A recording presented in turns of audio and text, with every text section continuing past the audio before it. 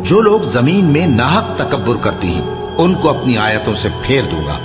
अगर ये सब निशानियां भी देख लें तब भी उन पर ईमान न लाएं, और अगर भलाई का रास्ता देखें तो उसे अपना रास्ता न बनाएं, और अगर बुराई की राह देखें तो उसे रास्ता बना लें। ये इसलिए कि इन्होंने हमारी आयत को झुटलाया और उनसे गफलत करते रहे। और जिन लोगों ने हमारी आयतों और आखिरत की पेशी को झुटलाया, उनके अमाल जाया हो जाएंगे।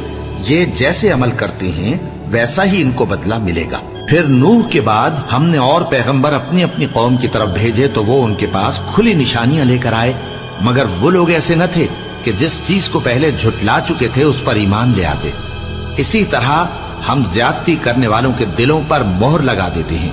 फिर उनके बाद हमने मूसा और हारून को अपनी निशानियां देकर फिरौन और उसके सरदारों के पास भेजा, तो उन्होंने तकब्बुर किया और वो गुनहगार लोग थे। फिर वो उनको क़यामत के दिन भी जलील करेगा और कहेगा कि मेरे वो शरीक कहाँ हैं जिनके बारे में तुम झगड़ा करते थे।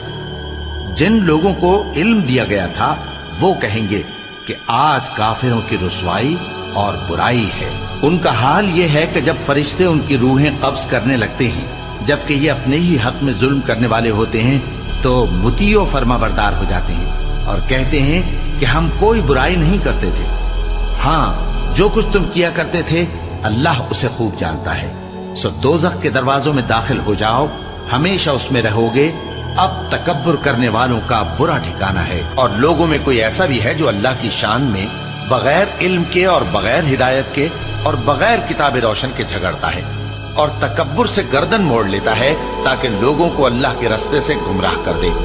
उसके लिए दुनिया में जिल्लत है और क़यामत के दिन हम उसे अज़ाब आतिश सोज़ा का मजा चखाएंगे। ऐ सरकश, ये उस कुफ्र की सजा है जो तेरे हाथों ने आगे भेजा है, और अल्लाह अपने बंदों पर जुल्म करने वाला नहीं। बेटा, नमाज की पाबंदी रखना और लोगों को अच्छे कामों के करने का मशवरा देते रहना, बुरी बातों से मना करते रहना, और जो मुसीबत तुझ पर वाक़े हो उस पर सब्र करना। बेशक ये बड़ी हिम्मत के काम हैं। और तकब्बुर करते हुए लोगों के सामने गाल न फुलाना और जमीन में अकड़ कर न चलना, इसलिए कि अल्लाह किसी इतराने वाले शेखी खोरे को पसंद नहीं करता।